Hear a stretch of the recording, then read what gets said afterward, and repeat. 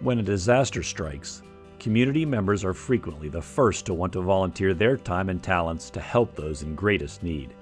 And while their contribution is an essential part of effective disaster response and relief, it does require a physical and emotional investment that must be considered before choosing to volunteer. Therefore, it is important to ask yourself a few critical questions to ensure that you are ready to volunteer in a safe and effective way. Why do you want to volunteer? While making a positive and lasting contribution is at the core of volunteerism, too often people get caught up in the hero status associated with it. Volunteering is not for bolstering your reputation or bragging on social media. It is important to remember that you are there to help those who are suffering and experiencing tremendous loss and grief. Your motivation should be to selflessly serve others and set aside personal and family needs and commitments. Do you have the correct mindset to volunteer? Volunteering means stepping into an environment where you will be instructed to perform tasks by an individual or team in charge of the response at the federal, state, or local levels, or from a specific nonprofit.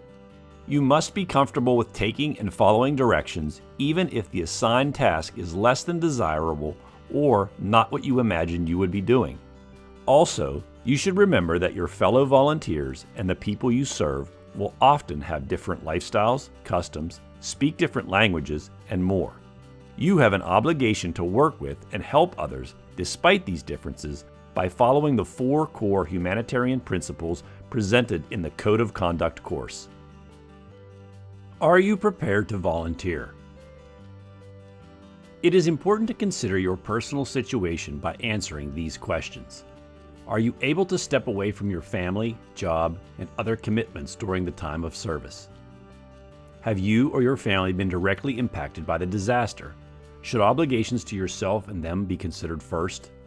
Have you experienced a major life event such as a divorce, death, job loss, surgery that may impact your ability to serve?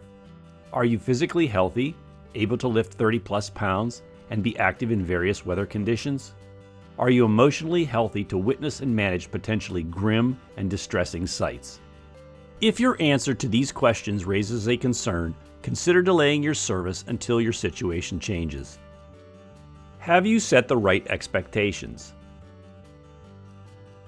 In addition to taking this and other courses in Volunteer Ready, you should spend some time researching the expectations of disaster volunteers as well as the professional organizations responding to the disaster. Some other things to consider include: ensure you have reliable transportation and make hotel arrangements.